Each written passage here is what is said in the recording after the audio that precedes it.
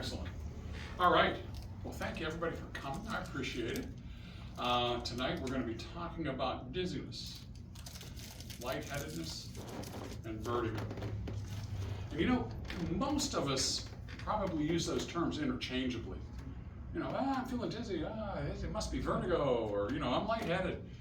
And actually, they are indeed three different conditions.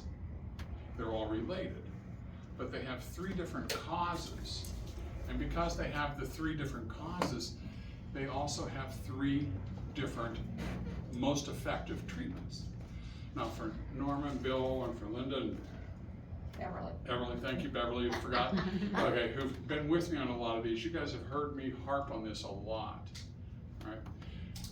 We need to be, as physicians, and you need to be aware of it as patients, you need to be as specific as you can as to what the diagnosis is so that you can get the most specific treatment you can, because that's going to give you the fastest relief. That's going to give you the most long-lasting relief, which in turn is going to save you money because you don't have to cough up a bunch of bucks to a bunch of hucksters like myself. Okay, you can get that money nice, you know, in your wallet where it belongs. We want to treat you as quickly and as effectively and as efficiently as we can. That also means that we have to change how we think about these problems. Most of these problems that people get, they come in and they tell the doc, I hurt, I hurt, I hurt. And so therefore, that's what we're using. And even the doctors, myself included, have fallen into this. We're going to get rid of your pain, and we're going to, when that goes away, hey, we're done, we got it. And that's not really the way we need to do this. If I was to fall down and break my arm, and it gets casted, and 10 days later, the pain is gone, can I take the cast off and like go adjust patients, go play golf? No, because the problem still exists. So I need you to keep that in the back of your head as we're thinking about all this. We have to be very, very specific, and that's why we have to differentiate between lightheaded, dizzy, and vertigo. And we want the most effective care we can get. So if we're looking at lightheadedness, that's actually not really a diagnosis. That's kind of a set of symptoms, and these all overlap. Now, mind you, there's going to be a lot of overlap. But lightheadedness, if we're looking at it and listening to what the terms are, it's a sensation that I just feel wobbly. I'm not able to connect my thoughts as clearly as I'd like. I might struggle to remember Bev's name. You know what I mean? It's that lightheaded sensation. You might even have that feeling that, oh, I just might collapse. I just might give out from underneath myself. Now, years and years and years ago, in the 1920s, they called that the vapors. In my day, back as a kid, we called it feeling faint, lightheaded. Right? So when we think about that one, what would be causing lightheadedness if we're not considering great big huge horrible diagnoses like cancers or anything like that? Most of the time you're going to think of that as a problem that's been brought on by the brain not getting enough of what it needs to function. What's it need? It needs sugar, it needs oxygen, and the way that it needs it is through the blood supply. So if someone comes in and I'm trying to figure this out and I want to test them for feeling faint, one of the first things I want to do is I want to check their blood supply to the brain. I'm going to take their blood pressure. Then I'm going to listen to the arteries, the carotids and the vertebrals in the back. And I'm listening for a bump, bump, bump. Because if I hear whoosh, whoosh, I know that that artery is blocked, it's occluded, it's being squeezed. And that's going to slow that blood supply down to the brain. That's going to make you feel faint. But if those sounds are all normal, then I'm going to put one of those pulse ox on. You know what I mean? They put it on the end of your finger. Anything above 90, we're in good shape. Okay, because if you're 90 and up, you know, you're getting enough oxygen in your blood to keep you going. If it's under 90, Now I have a bit of a problem. I might want to start thinking about referring that patient over to someone else to take care of this problem. It may not be in my purview. But the other thing, if the pulse ox is good, that could cause this lightheaded could be not enough sugar, not enough food for that brain, not enough gas to pump the engine. So let's look at how that could possibly occur. When was the last time you ate? Okay, and if they say, well, I just ate lunch and I'm here and it's 2 o'clock, okay, it may not be, but maybe they say, well, I didn't eat since last night at 6 o'clock. So, and one of the things that I have not done, but I need to start doing, is keeping either a miniature little candy bar here, one of those little tiny ones, or maybe even a tube of icing, and squeeze out a little on their finger. So if you're feeling that way and you're feeling faint at home and you're concerned, you have a pulse ox, you could check your own oxygen, but take a lick of ice cream or candy, just pop that sugar right up, and if that dizziness goes away, then we know that that's probably a problem dietarily that can be handled, and we can stop that lightheadedness that way. So that's a quick down and dirty test for that one. But the reason I wanted that one out of the way was because of dizziness and vertigo. And those ones are very, very closely related. I'm always, when I think about this, I remember the song as a kid. I'm so dizzy, my head is spinning. Remember? Yeah. I'm so dizzy. Yeah, and it's what it feels like. You feel like your head is spinning. And then you have other people come in and say, no, my head's fine. The world is spinning. And those are the people that want to put that foot out and hold the world still so it doesn't move, so they don't bring everything up they've eaten for the past couple of days. So we need to be able to delineate between those two in order to treat you properly. So if we look at the dizziness, most of the time, well, let me circle back and do this a little different. Let's understand the balance system and how it works, because that's going to make this a little easier. All of your muscles have sensors in them to tell how much tension's on that muscle. If I contract this muscle, the brain knows it. This muscle relaxed, the brain knows it, all because of those sensors. They come up to a part of the brain we call the cerebellum. Think of it like a gyroscope. It's your balance center. Then once it takes in that information, but it takes in information from your eyes and puts those things together and sends a signal to the rest of the brain, letting it know what's going on. And that's your whole balance system. And the idea is that we need all of those. If I'm looking at the world this way because my head's leaning over, but I still see you all level, because that balance system is working, it's cueing in to get those eyes and leave you where you should be. You guys, hey, most of you here are old enough. Remember watching the old Batman TV show, Adam West, right? And you go to the bad guy's house, the TV angle went like that. Yeah. Okay, if you have a problem going on with like that with your eyes, you're going to have dizziness and lightheadedness because you're struggling to find horizontal. But for dizziness, the sensors, and most of those sensors are on the spine, going all the way from the waist to the neck. Those sensors are feeling how much tension's on there. About 80% of those sensors live between here and here. And by the time you're 50, 30% of those are gone. So those sensors are very, very easily dismayed. And as those sensors start to deteriorate over time, those of us who still have hair or have gray hair have discovered that when we go into the shower, we hang on because those sensors aren't functioning as well as they should. The good news is those can come back. We can bring those back. But if those sensors are sending a signal that your head's leaning this way, this muscle's tight, this muscle's being stretched, but the eyes are saying, no, we still see the world this way, between the two of them, it's able to kind of help you find it, but you may circle to find that sweet spot. So that's dizziness. And the way I would test that is I would have a chair that spins, and I'd set you on that chair in front of me, and I'd hold your head, and I'd have you turn your knees as far as they could go that way, and then I'd go the other way. And if you started to spin, then I'd know it was probably the dizziness. All right, I've already checked you, I've done the pulse ox, I've listened to the arteries. Okay, we know that the oxygen is good, we know the food is good. Dizziness is the next easiest one, and that's the one I would prefer to fix most as a chiropractor. That's the easy one.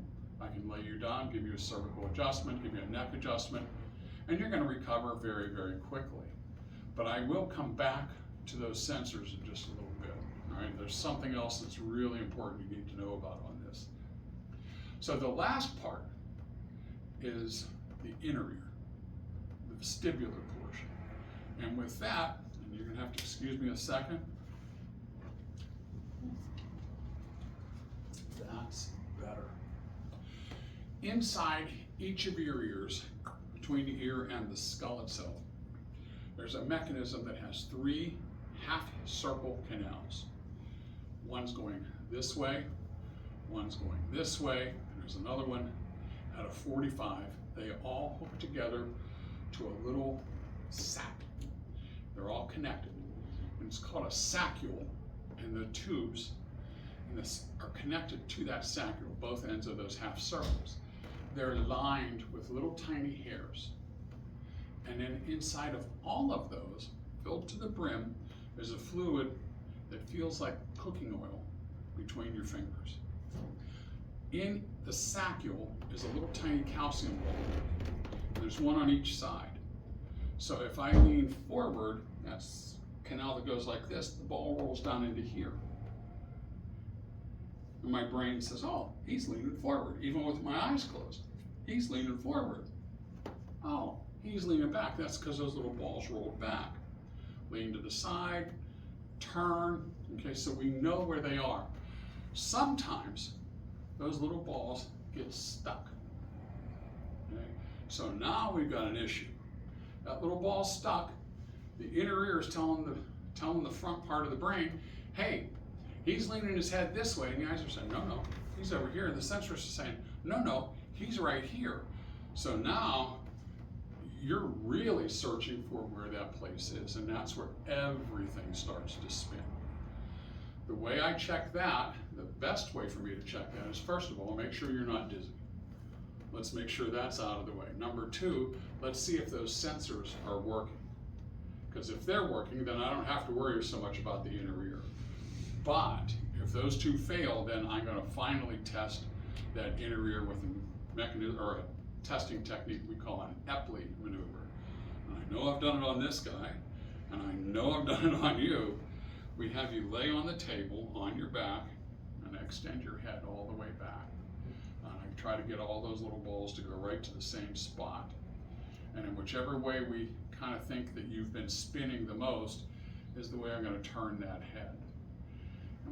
And if you start to spin or your eyes start doing funny stuff, then we know that we have an inner ear problem. The interesting thing on that is that the treatment is the test.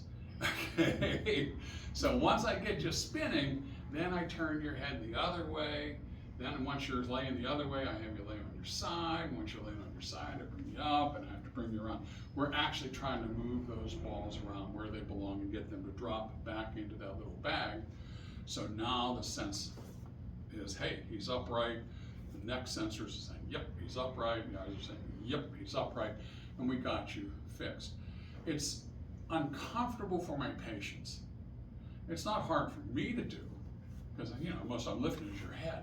But it's difficult for the patients because you do have that spinny, nauseated feeling as you're going through it. But Bill, it worked okay for you, didn't it? Seems to have. Yeah, seems to help. Yeah. So, and how long has that been since we've been working? A couple of years anyway. Probably about 5. Yeah. So it's usually pretty good technique to really get a good solid result from it. So now we know the difference between vertigo, which is the inner ear, dizziness, which are the sensors in the neck, or lightheadedness, which is messing with the amount of stuff that we have making our brain work. And I did say I was going to circle back and talk to you about those sensors in the back of the neck. And this one's Super important, especially for those of us who are starting to get some bigger numbers from circling the sun, right? We want to maintain that good balance sense. We'd like to not have to get up and whoa, whoa, whoa to get back up onto our feet instead of wobbling to get in and out of the chair. And I'm going to pose to you this question. If you are a diabetic and you have extremely high blood sugar, what's one of the major concerns of having that high blood sugar? Neuropathy. The sugar acts like gasoline and it attacks and burns, combustion, the most sensitive tissues first. The most sensitive tissue is nerve. That's the easiest one to burn. So it's literally putting it on fire. You burn your nerves, you don't feel anything. Diabetics have diabetic neuropathy. They don't feel things on their feet. They don't feel things on their fingers.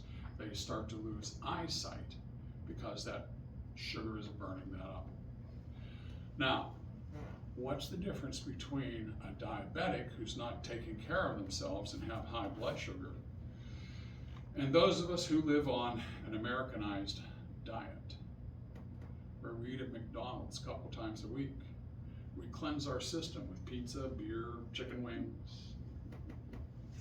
No offense. Because I love them too. Cakes, cookies, pastas, bread, cereals. High carbohydrate diet. America has the most unbelievably high carbohydrate diet in the world. It's astounding. My wife and I took Dennis over to Moraine and let him swim for a little bit. And I'm watching the people come up onto this beach. And I'm sitting back in the shade because I'm extremely pale. I don't like the sun. I burn. I hate it. So I'm sitting back in the shade and I'm watching people, little kids, big people, and I am just stunned at the size of people in this country today. We have a real obesity problem in this country. And it's no one's really their fault because it's so plentiful and it's here and you're inundated with it. We must, you want King's Hawaiian rolls and we have to have, potato chips, Lay's. No one can eat just one. And of course, drink Coke. It's the best. We're going to put more sugar in it, all that good stuff. But if we have that high sugar content running through our system, some of the most sensitive nerve endings, sensors that we have, are those sensors that help us with our balance. So if we're burning those up, that's why all of my older patients are having trouble staying on their feet. That's why they're having trouble with balance. Now the good news is we can do something about this. The manipulation, chiropractic manipulation, I'm not going to give them back, but I can help strengthen the ones you've got. Right? I can help make those better. Number two, we could, and it's really hard to give that stuff up, how about if we cut it in half? Instead of a large fries, how about if we go with a small fry? And instead of 3 handfuls of chip in the bowl when I go to watch TV, how about just 1 handful? Cut back, try to save some of those sensors. Slow that progression of neuropathy down. The last thing that you can do is just like a muscle, exercise it. So here's the exercise that I really want you to do just for those sensors that are in your neck. That's where the most of them live, to help you with balance. And you're gonna just kind of sit or stand, it doesn't really matter. It may be a little tight for you guys to do it in here. But I need you to point to where the ceiling and the wall meet. And then I want you to turn your head back and look at it and come forward. 5 times. 3, 4, 5. And then do the other side. Here. 1, 2,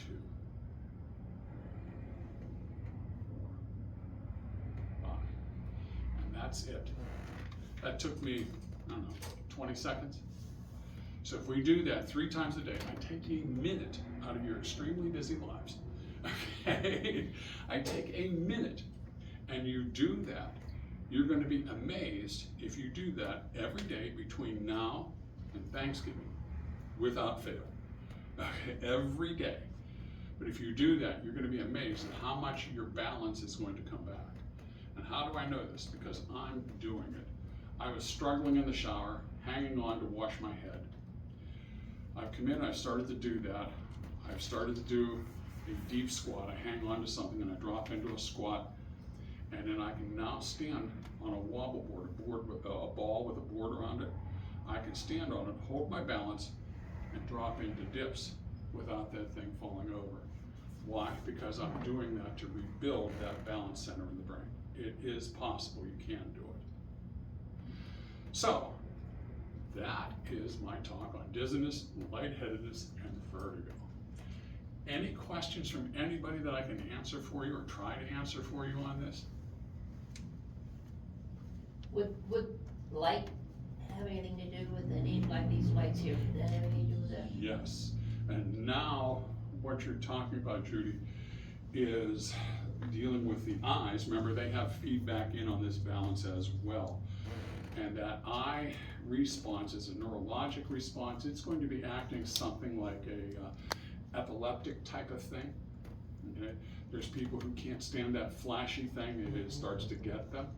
Okay, that's more of a direct neurologic thing. That's someone who comes in who's telling me about this. I'm dialing up the phone, I'm saying, hello, neurologist, we're sending someone to you because this is a problem that's beyond my level.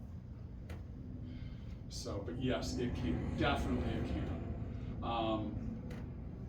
You might start with an optometrist, ophthalmologist, and take a look there, but I have a feeling you're gonna end up in a neurologist's office with that. That's one, little above my pay grade. Questions, others? Tinnitus. Tinnitus, ringing in the ears. All right, the ringing in the ears is going to be parallel to the vertigo because we're messing with that inner ear thing. Tinnitus, a lot of times, Joe, it's kind of wild how that works because there's, what is it, Bell's palsy? Is that the one I'm thinking of? Okay, so that can have an effect on it. The ringing in the ears, a lot of times, that membrane, the tympanic membrane, the eardrum itself, okay, it actually can have, there's a little muscle attached to it. It can start to vibrate like a bee's wing. And it's going so fast that you perceive it as a ringing in the ears. Now, there's a technique that I can do, and I'm going to do it on you because I can do it on you, I think, where we can try to stop that. Patrick does a better job. Patrick's not doing the talk. So, Ow. she's drunk. But it pops, I mean, it does But it pop. pops. I can literally make it pop. Losing my gems. So by doing that, equalizing that pressure, Joe, on both sides of that eardrum, sometimes we can get that to stop. Sometimes it works, sometimes it doesn't. Tinnitus, I don't know. It's been a while since. Are they using medication for that now too? Is there? I have no I clue. do not know either. Maybe Some eardrops are. of sorts, Yeah, but pardon me? Some of them are. Some of them are. I had one, not really related to it. What was the one today where they were using the Botox? What was that about? And I asked you, I said, what are they using Botox for? block the nerve signal so the muscle doesn't work. Right. Yeah. So, and it's what I'm thinking, really? Botox? Because all I'm thinking of Botox is, this. But here they were actually using this to block the nerve to the muscles, which was stopping the spasm, which was stopping the pain. Interesting. I wouldn't do it, but to each their own. Depends how loud and Yeah. annoying it is, I guess. I guess, yeah. How much you can tolerate. Yeah, Dennis, what do you got for me, buddy?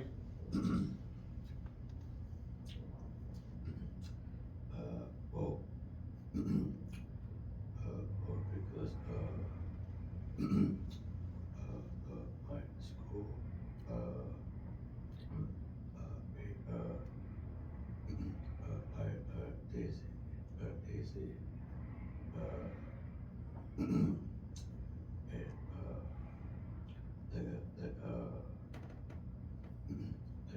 you can see easy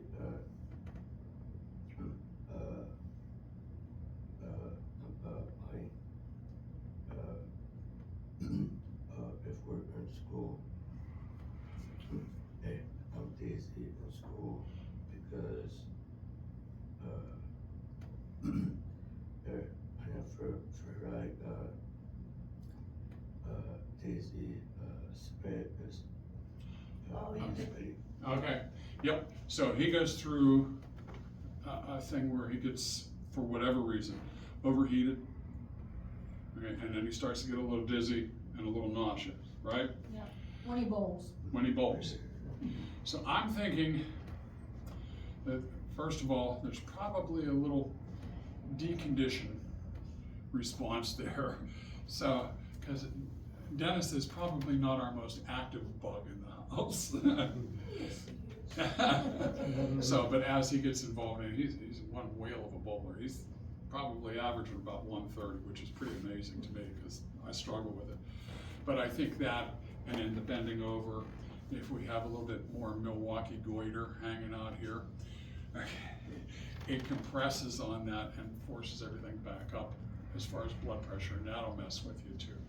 So I know it's not because you're running low blood sugar, Dennis, because by God, you could eat, my friend. Any other questions anyone has? When you get out of bed real fast, you can get dizzy. What causes that? That's low blood pressure. That's low blood. That's low blood pressure. Gravity's working harder than your heart. Okay, so you go to get up, you go to stand up, and gravity says, bring all that fluid to the bottom. Your brain's going, wait, okay, because it all drains. All right, so you're running a little bit of low blood pressure. A lot of times, as you've been sleeping, your pulse rate drops, you know, and you're relaxed, and everything's laying there, and then the alarm rings, hey, you gotta get up and get going, and wow, that's when it hits.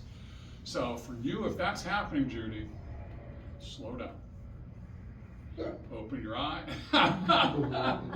Open your eyes. Okay, stretch a little bit. Maybe kind of roll to your side. Give yourself a few seconds. And then come up to a seated position. That's a great time to start this. And then get up. And I think you're going to find that you do better. After a period of time, that will change as well once you kind of get acclimated to it. Anybody else? How does Bell's palsy affect the tinnitus? I don't understand that. Bell's palsy, it's neurologic at that point. Yeah. Okay, so we're working on Bell's palsy, cranial nerve 8, 7. 7, that's close. Ballpark. No, maybe. Yeah. I don't know. I think you're right. Yeah, I'm sorry. You're right. I apologize. I was wrong. That's It's all right. 8. That's all right. We were close. So, but it's going to be one of those ones coming off the brain stem. That nerve, for some reason, and there's a multitude of them, has been what they call in neurology insulted. Something has irritated it. So that causes the palsy, and part of that, the chorda tympani and all those other nerves are coming off that same area, hitting that eardrum that we were trying to pop for Joe.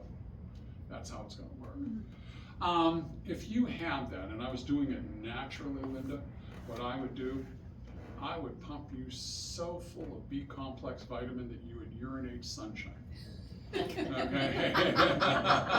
Well, I had Bell's palsy in my early 20s. Yeah. That's why I was curious, you know, and because we do have the ring, a little bit of the ringing The or ringing. humming or something, and I was just curious how it would connect.